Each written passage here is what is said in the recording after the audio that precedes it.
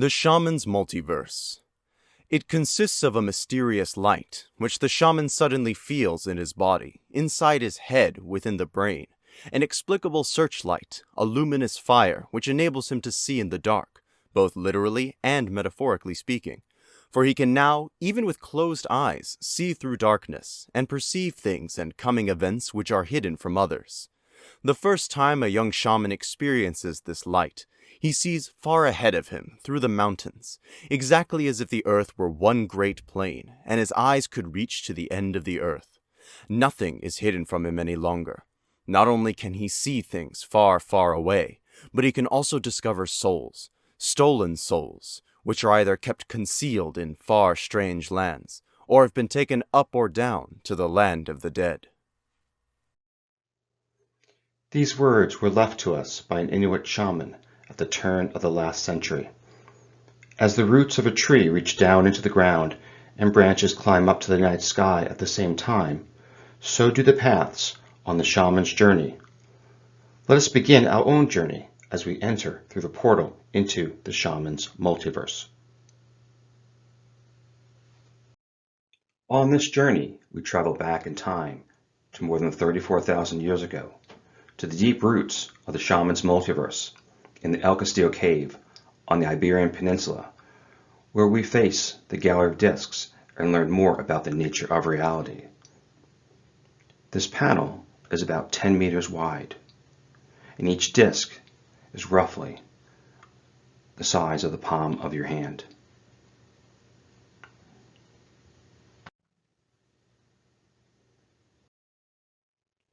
In this underworld, the land of the dead, we encounter the souls of the long ago past shaman and his apprentice. The apprentice looks at the shaman with wide red eyes made from those same red discs. The shaman's mouth is open, speaking into the ear of the apprentice. He has a large nose and a dark hairline.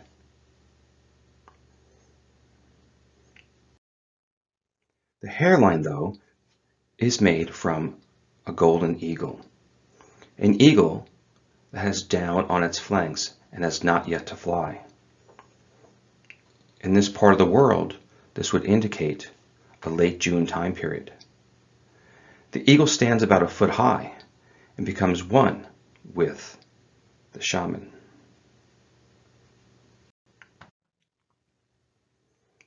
On this panel, we also find an elephant with its ear and trunk raised. The animal appears to be in distress. Can you see the elephant in the room? Among those red discs?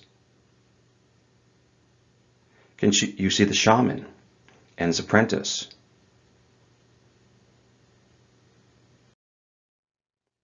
There is another elephant on the panel with its trunk down and ear back. This elephant appears to be drinking. Side by side, they may be in fact the same elephant. If you turn your head 90 degrees, you will find that they share the same features. The shaman is teaching us about multiple realities.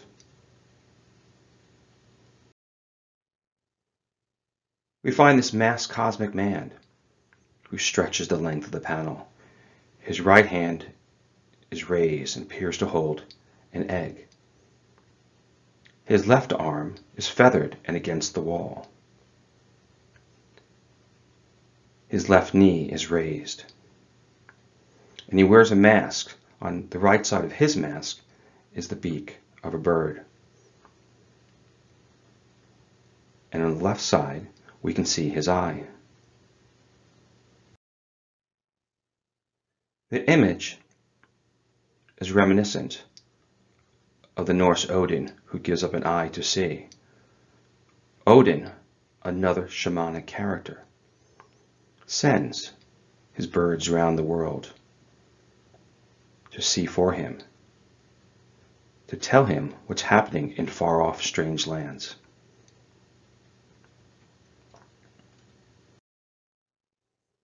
We find this motif of the avianoid, the birdman, around the world. In this case, a Native American is doing a rain dance.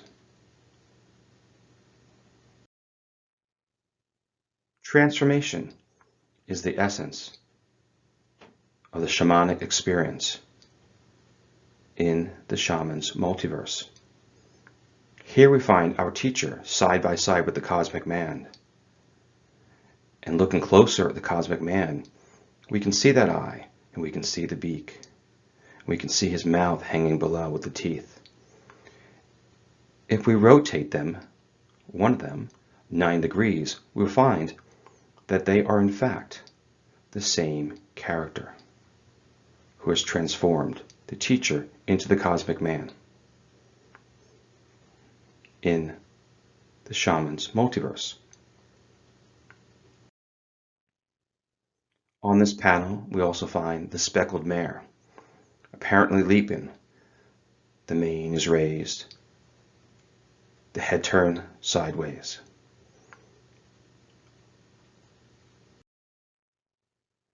When we overlap the cosmic man with the bird and the horse, we find that they become one. The man, the shaman, gains strength through the bird so he can see. The horse gains strength through the bird so that he can fly. Fly through the shaman's multiverse. In another case of transformation, we find the man who puts on a mask, a raptor's mask. In his right hand, he appears to hold an egg, just as the cosmic man. And the left hand is feathered and behind him. That same feathered left hand is the same as the one that lays against the wall of the cosmic man. These two characters are one and the same. We find this mother Iberian lynx and her kitten. The kitten is pushing up against the ruff at her chin. This is a mid to late June time period, as is the same for the juvenile eagle that stands on the shoulder of the teacher. We find a great auk, a marine bird, telling us that we're now at the shoreline. The great auk is now extinct. And a crab scurrying under a rock.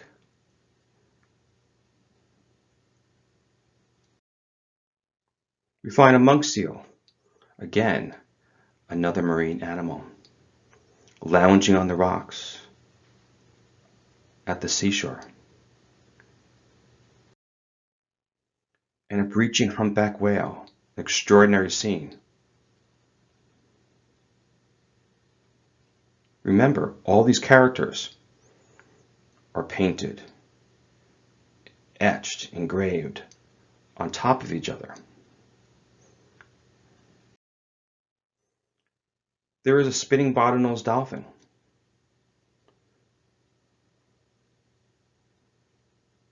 Leaping from the surf. And our character, who wore the mask, overlaps with this dolphin to become a therianthrope, or merman, the Aquaman of their time.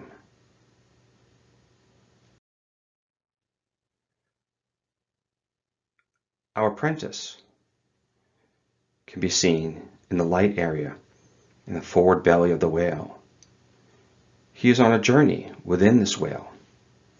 The whale is his vehicle of shamanic discovery.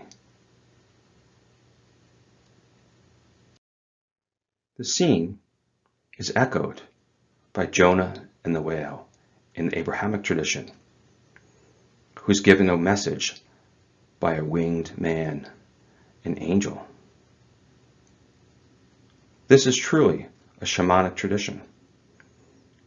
Perhaps the story of Jonah and the whale, as visited by the angel, may date to tens of thousands of years earlier in time. There is a hero with a raised club. He wears a red pelt.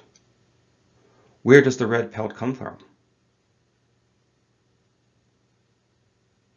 The scene, of course, is reminiscent of what we'd find in SeaWorld today. The dolphin, which assists the hero on his journey. Here we have our red-haired man, our hero, without the pelt.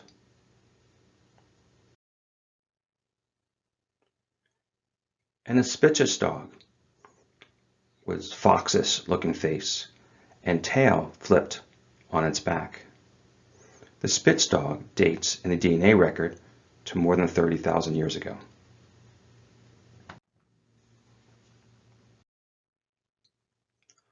We find the oldest female effigy at 34,000 years ago. She looks in distress. Her eyes look worried. She has a grimacing look on her face. Her hair is red and braided from those red discs.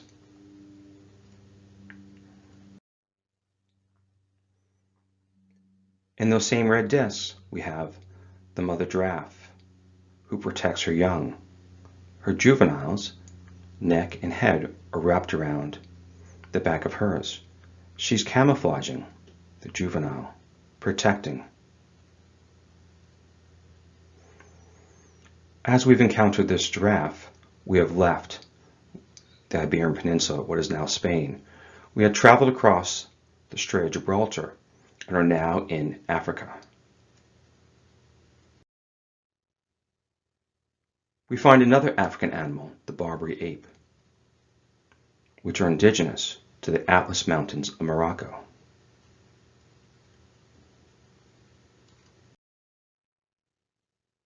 And lions, a big male, and the lioness who licks him, perhaps saying hello, returning from her own journey. Note that his paws overlap and that they are two red. His head is at the top of the paddle, where one would expect the lion to be. Our hero with the club encounters the lion. The two overlap. The lion's red paws press on the chest of our hero.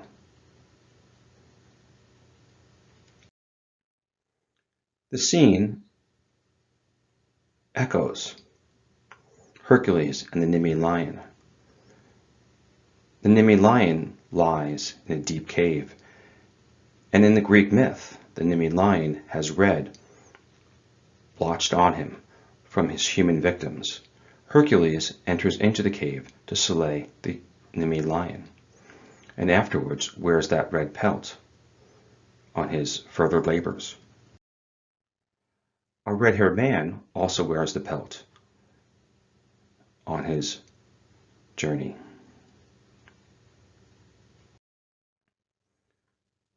Here we have a mother bear and two cubs. She's looking up to them as if they're climbing, maybe climbing a tree, which juvenile bears do for safety. There is an ostrich with its pointy toes. If you sat this ostrich in a pond, which is not typical of what ostrich do, it would look somewhat like a swan. Remember that. We will return to the subject later. And in that same place, we find this strong swimmer, his head bobbing up and down, flutter kicking. His left hand is cupping the water. His right arm is in movement.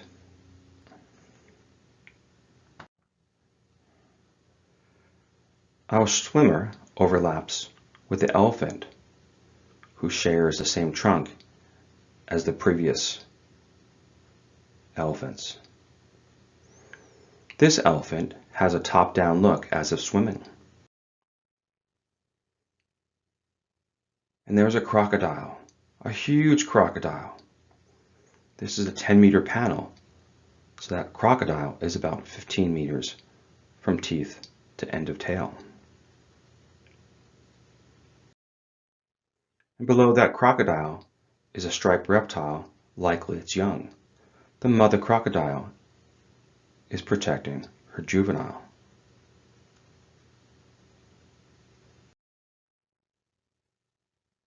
Our hero encounters the crocodile and is thrashed about by the mother. He's having a rough day on his journey. But that is the essence of the Shaman's multiverse. They're all not good days. There are challenges in front of us, challenges that we must overcome. Our hero encounters himself, his former self, on his own journey. He battles with himself. Perhaps he battles with his own regrets, his own fears, his own failures. These are all the same character, these heroes, on a journey from the Iberian Peninsula, across the Strait of Gibraltar, into Africa. Each character looks slightly different for another reason, which we'll explore shortly. But these are truly one hero on a journey in the shamanic multiverse. Joseph Campbell believed that all heroes in all stories, these great myths, were in fact from original source, that they carried common elements. George Lucas used many of Joseph Campbell's themes in his epic Star Wars series. We of course find the hero at the top of the heap, protecting the damsel in distress.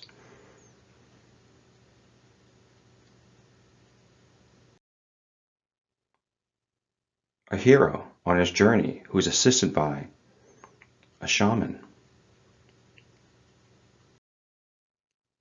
A hero that enters a deep dark cave, as we have today, who faces his greatest fears, his mortal enemy, only to find that that enemy is the fear in himself. Some say it's just a part of it. We've got to fulfill the book.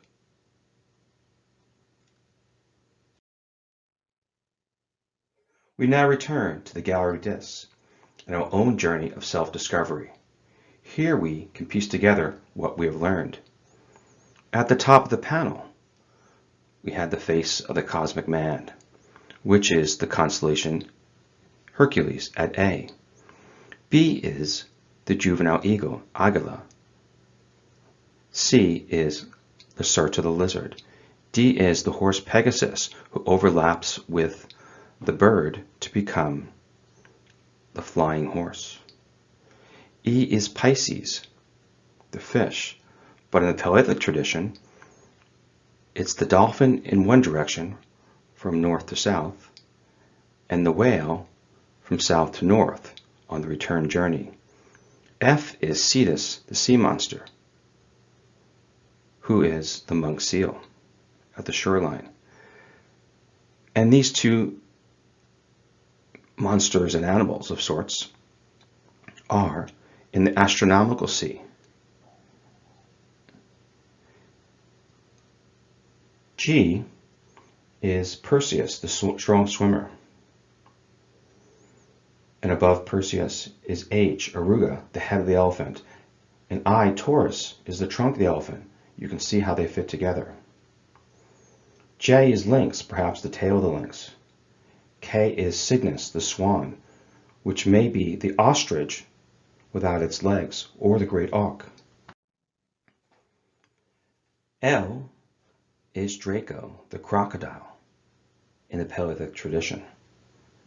And this becomes our earliest source of a dragon in Draco.